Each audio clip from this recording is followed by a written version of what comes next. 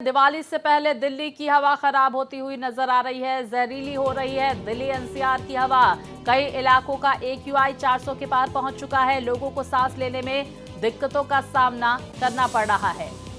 तो लगातार दिल्ली एनसीआर की हवा जहरीली होती हुई, जिसकी वजह से सांस के मरीजों को दिक्कतों का सामना करना पड़ रहा है। मरीजों की तादाद बढ़ती जा रही है। जगह जगह सिर्फ और सिर्फ धुंध की चादर नजर आ रही है। तो कई इलाकों का AQI 400 के पार पहुंच चुका है। अमूमन कई सालों से दिवाली के आसपास कुछ इसी तरह की स्थिति देखने को मिलती है दिल्ली एनसीआर में, जहां पर लगातार वायु प्रदूषण की मार दिल्ली की जनता जो है वो झेल रही है। और कुछ इसी तरह की स्थिति एक बार फिर से देखने को मिली। कई इलाकों में आज AQI 400 के पार पहुंच चुका है। तो दिल्ली एनसीआर की हवा जहरीली होती जा रही है। लोगों को सांस लेने में दिक्कतों का सामना करना पड़ रहा है। हालांकि ग्रैब 2 की पाबंदियां कई जगहों पर लागू की गई है। तो देखिए, 4 तस्वीरें आप अपनी टीवी स्क्रीन पर देख सकते हैं। इंडिया गेट, आनंद विहार, अक्षरधाम और ITO की ये तस्वीरें, जहां पर धुंध की चादर नजर आ रही है। तो लोग मॉर्निंग वॉक करते हुए भी नजर आ रहे हैं, जिनका ये कहना है कि मॉर्निंग वॉक करने के दौरान सांस लेने में दिक्कतों का सामना भी करना पड़ रहा है। आनंद विहार का हाल भी बुरा नजर आ रहा है, जहां पर AQI लगातार खराब श्रेणी में दर्ज किया गया। तो अक्षरधाम और ITO से भी यही जानकारी सामने निकल कर आ रही है। देखिए किस तरह से धुंध की चादर दिल्ली एनसीआर में देखने को मिल रही है।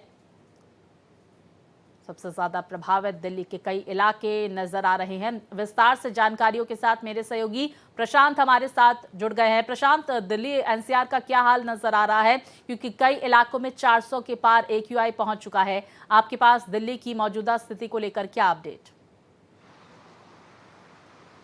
जी बिल्कुल, देखिए स्वाति, आपको बता दूं कि कई इलाकों में जो है एयर क्वालिटी इंडेक्स में जो उसका मेजरमेंट आ रहा है वो लगभग 360 से लेकर 375 के आसपास है। आर के पुरम की अगर बात करें, पूसा रोड की अगर बात करें, तो AQI लेवल जो है वो 360 पार कर चुका है। और कई इलाकों में, जैसा कि आपने बताया, कि 400 जो लेवल है AQI का वो पहुंचा है।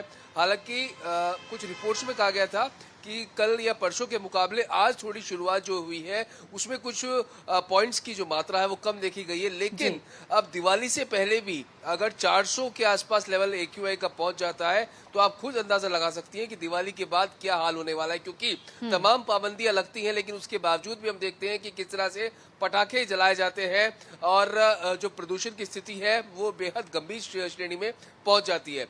दिल्ली सरकार के नियम के अनुसार इस वक्त ग्रैब 2 दिल्ली के अंदर लागू है और सूत्र जो बता रहे हैं कि ग्रैब 3 के जो लेवल्स हैं जल्दी दिल्ली सरकार उसको लागू कर सकती है, जिसमें कई तरह की जो और पाबंदियां हैं वो बढ़ जाएंगी। जैसे BS3 पेट्रोल और BS4 डीजल गाड़ियां प्रतिबंध हो जाएंगी दिल्ली के अंदर। साथ ही साथ जो 5वीं तक स्कूल के बच्चे हैं उनकी छुट्टी कर दी जाएगी और कई तरह की जो पाबंदियां हैं वो लगाई जा सकती है ग्रैब 3 में। दरअसल ये जो 4 चरण होते हैं ग्रैब के, ग्रैब 1, ग्रैब 2, ग्रैब 3, ग्रैब 4, वो हर हिसाब के जो AQI लेवल होता है उसके हिसाब से सरकार जो है वो लागू करती है। हालांकि पिछले दिनों भी जो दिल्ली के एनवायरमेंट मिनिस्टर है गोपाल राय, उन्होंने पत्र लिखा था भूपेंद्र यादव को और कहा था कि जो IIT कानपुर के जो स्टूडेंट्स के द्वारा एक आर्टिफिशियल रेन का जो प्रपोजल है उसको लेकर हमें बैठक करनी चाहिए कि क्या दिल्ली के अंदर ये पॉसिबल है, हम इसको लागू कर सकते हैं या फिर नहीं कर सकते। हालांकि अभी शायद कोई जवाब केंद्र की तरफ से उन्हें नहीं मिला है, लेकिन लगातार उनका कहना है कि मैं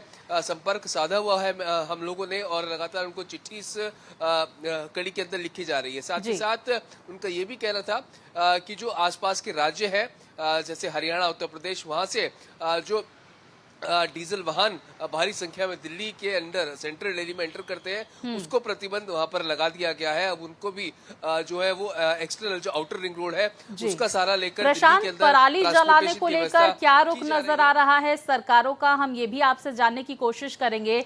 दूसरी तरफ देखिए, ग्रैब 2 की पाबंदियां लागू तो की गई है, क्या इसका इम्प्लीमेंटेशन जो है ग्राउंड पर देखने को मिल रहा है? क्योंकि अगर कल मैं दिल्ली की यात्रा पर थी और उस दौरान मैंने देखा जिस तरह से दिल्ली सरकार का ये पैगाम आया कि रेड लाइट ऑन और जो गाड़ी ऑफ का ये सिस्टम लागू हुआ था, वो तस्वीरें तमाम जो सिग्नल्स हैं वहां पर देखने को नहीं मिली। क्या इम्प्लीमेंटेशन में भी थोड़ी दिक्कतें आ रही हैं जिसका असर दिल्ली की जनता की सेहत पर साफ तौर पर पड़ रहा है? बिल्कुल स्वाति, देखिए एक छोटा सा उदाहरण मैं आपको यहाँ पर देना चाहूंगा। कई लोगों से जैसे बातचीत होती है, कोई अपनी एक्सपीरियंस शेयर करते हैं, तो खास तौर पर बुराड़ी का जो एरिया है, पूरा वजीराबाद से अगर बुराड़ी का आप टनल एरिया देखेंगे जिसमें बीच में संतनगर भी आता है, तो उस इलाके में लगातार जो है कंस्ट्रक्शन चल रही है।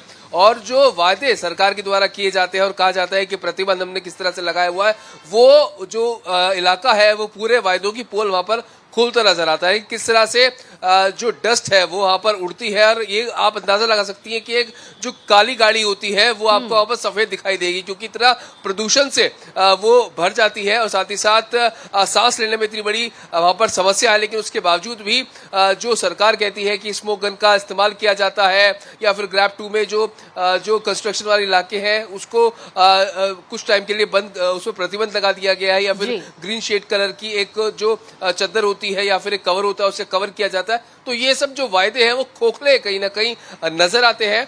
और रही बात पराली की, तो लगातार दिल्ली सरकार ने पंजाब सरकार से भी ये अनुरोध किया है कि पराली पर कोई ना कोई सख्त जो है कदम उठाए जाए, जिससे कि जो वहां का धुआं है वो दिल्ली के अंदर ना आए। साथ ही साथ उत्तर प्रदेश गैस चैम्बर बनती हुई दिल्ली एनसीआर नजर आ रही है, लेकिन किसी भी सरकार के पास इसका कोई सॉल्यूशन नहीं है। बहुत शुक्रिया आपका प्रशांत जानकारियों के लिए।